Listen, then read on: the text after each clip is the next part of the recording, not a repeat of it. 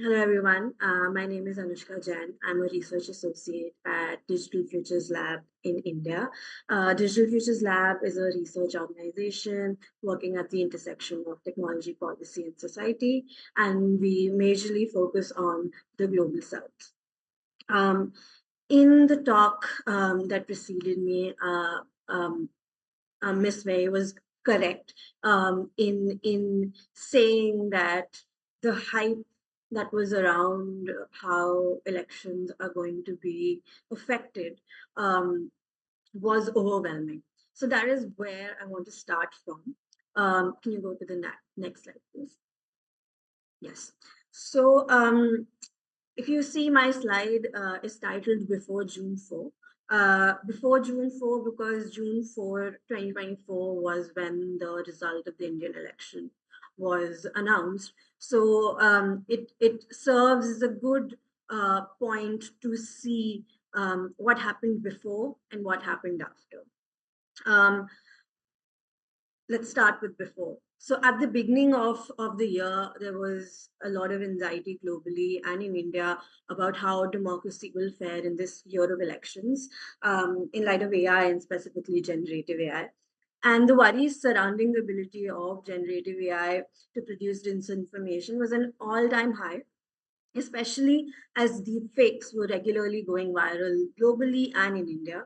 Um, all of this rose to a fever pitch, and we saw the tech accord at the Munich Security Conference, which was a set of commitments to deploy technology countering harmful AI generated.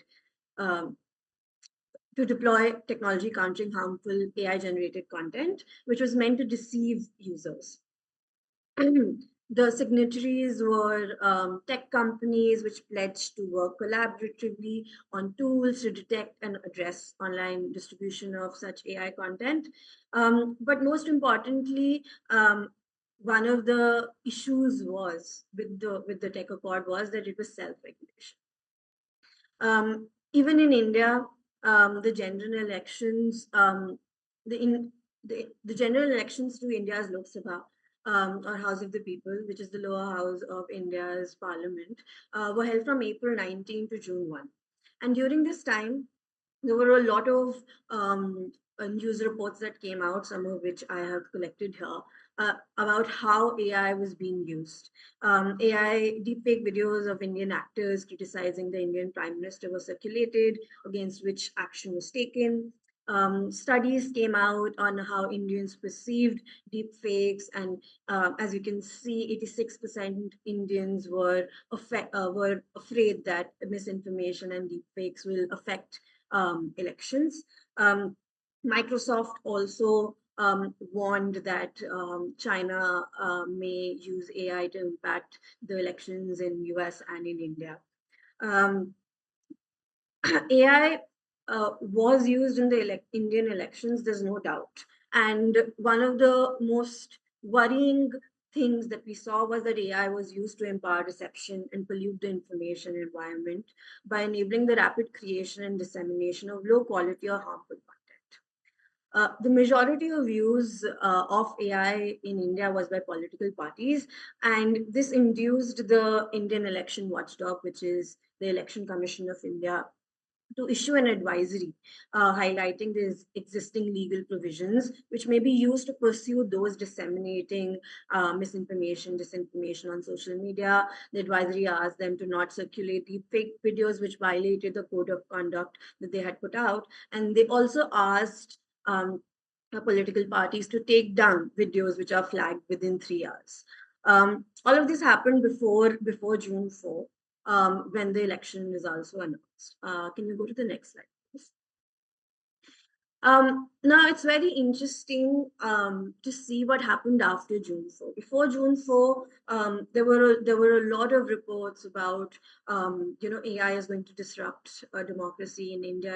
AI is going to disrupt the Indian elections. AI is going to have a very big effect on how the Indian elections in 2024 play out.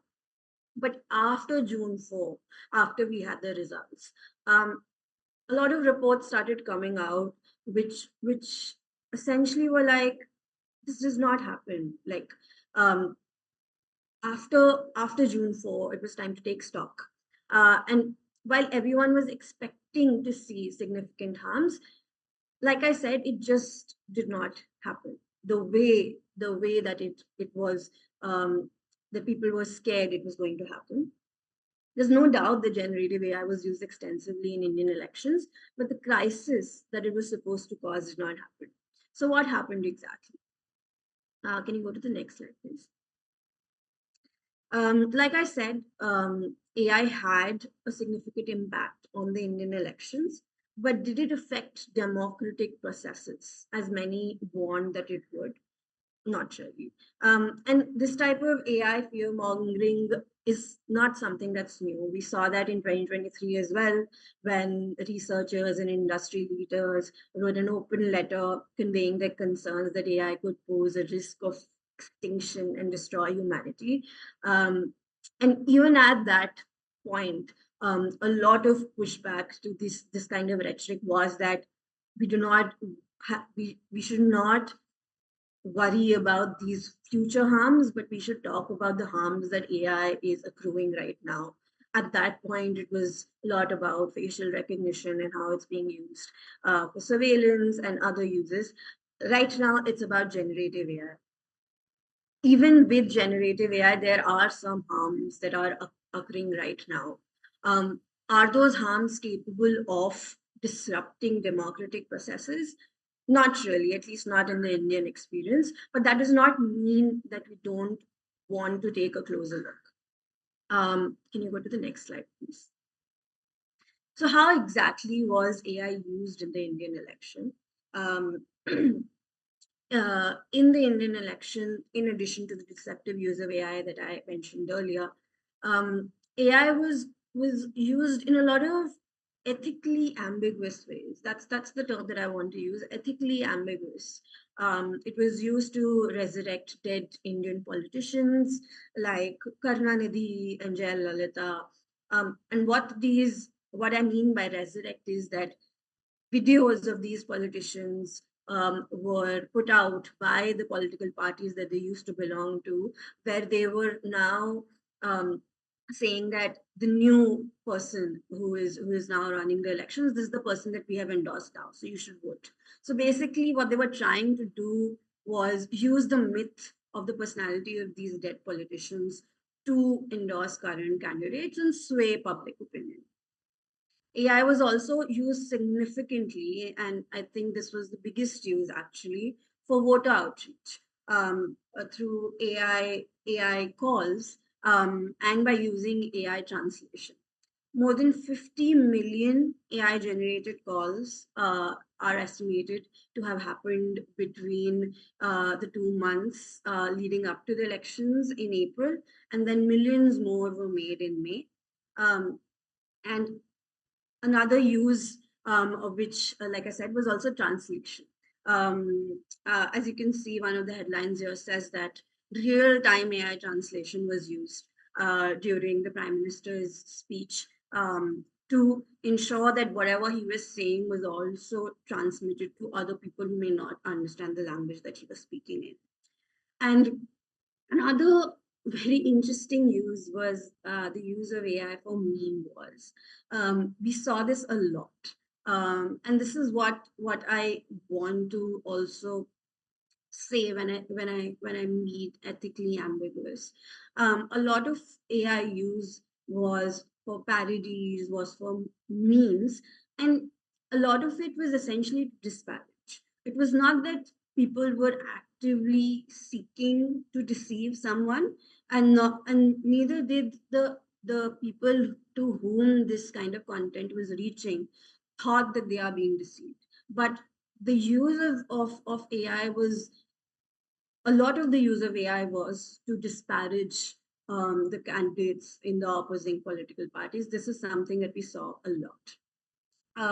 This is not to say that AI was not used to harm. It was definitely used to harm as well. But the harm there cannot be solely attributed to the AI. A lot of it was just that there was hateful rhetoric, and AI was used to amplify that hateful rhetoric. So it was not the AI itself that was causing harm, essentially. And I think as we talk about what exactly happened, we also need to talk about the main actors in these ecosystems. Can you go to the next slide, please? Thank you. So the main actors of these the main actors in this ecosystem, firstly, those actors who are producing this kind of content, and one of the biggest, and not biggest, but I think one of the most interesting things that we saw come out of this election was these AI companies in India. um, a lot of production tools, of course, are freely available on the market, but there are also some companies that have gone into the business of producing such AI generated content for their clients. A lot of media interest focused on these companies in India.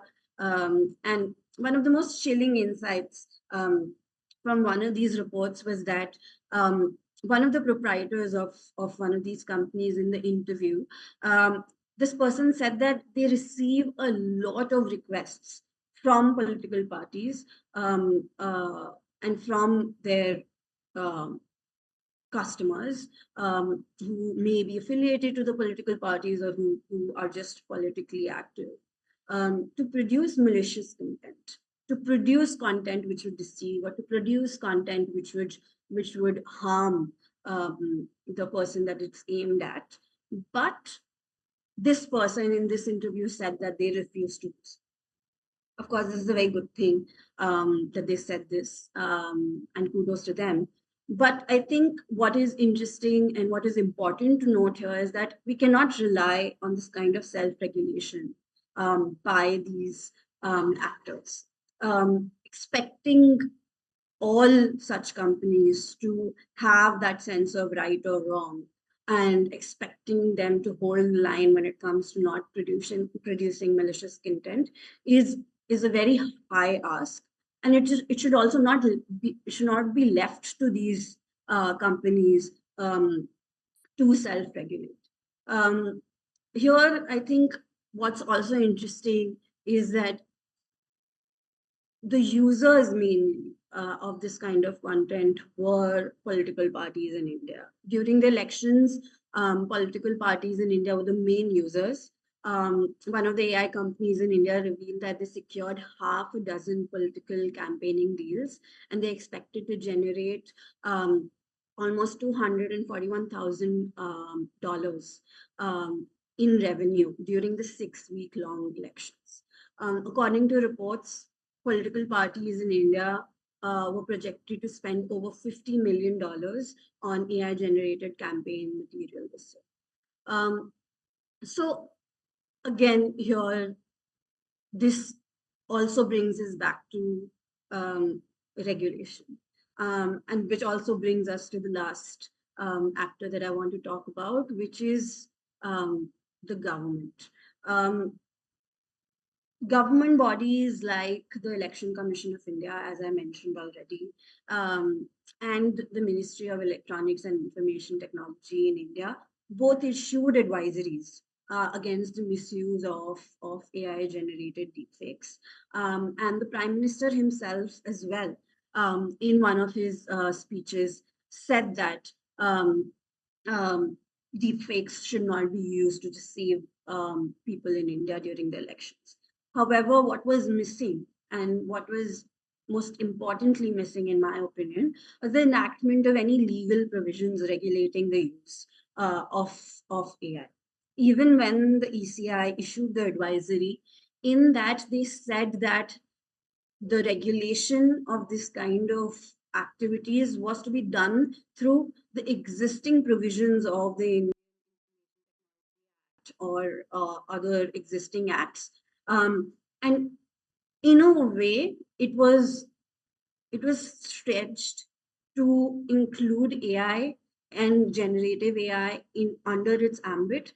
It was definitely not what the the the legislators had in mind when they were coming up with these laws. This law is a 2000 law. So definitely not thinking about AI at that point. And even now, in India, we've just gotten, I think in 2023, we got a Data Protection Act. So that is where India is in terms of regulation. We are having ongoing conversations around a law which would regulate AI, but we don't know when it's going to come. So while actors are issuing advisories, again, as we all know, advisories are not laws. Other actors are not um, bound to follow them. So while it's good that these advisories were issued, um, it does not really have any effect in terms of actually stopping this kind of use. Which brings me to my last slide. Um, yes. So what should happen now? At least in India, the use of AI to deceive is definitely a very big problem, especially given India's digital divide. A lot of people in India um, are not very high are not very high on digital literacy. People are still struggling to understand. People still don't have all people still don't have smartphones. A lot of people are still struggling to understand how smartphones work. People have an understanding of AI, but in the sense that it is something that does something. They don't really understand how AI works. They don't understand how generative AI works, and how these kind of technologies can be used to create deceitful content. Definitely, with some deepfakes in India going viral, um, it has brought this conversation um, in the public forum, but still there's still a long way to go in terms of awareness when it comes to how much the public really understands the issue. Um, Another thing that I also want to emphasize, and that's what I've been saying, is that while deceitful use is a significant harm, um, the other significant issue is the morally ambiguous use of AI, which is not meant to deceive, but essentially to disparage through memes, parodies, and the production of non consensual intimate imagery. That is something that we have seen happen a lot in India. There are reports that say that deepfakes are used majority the majority use of deepfakes is to produce this kind of content. So I think it's also important to keep in mind that while deceitful or deceptive use is something that we need to talk about, we also need to talk about these other uses. And I mean, NCII is not even morally ambiguous, right? It's just wrong. So I think as we're having these conversations, I think it's very important to focus on deceptive use, but also to keep in mind that it's a small part of how AI is being used in elections. That is, at least that is what the Indian experience has been. And the last thing, of course, is that at least in India, regulation of AI that takes into account all such uses and does not focus only on deceptive use is the need of the hour. Yeah. That's all that I wanted to say. I think my time is also up. Thank you so much for having me.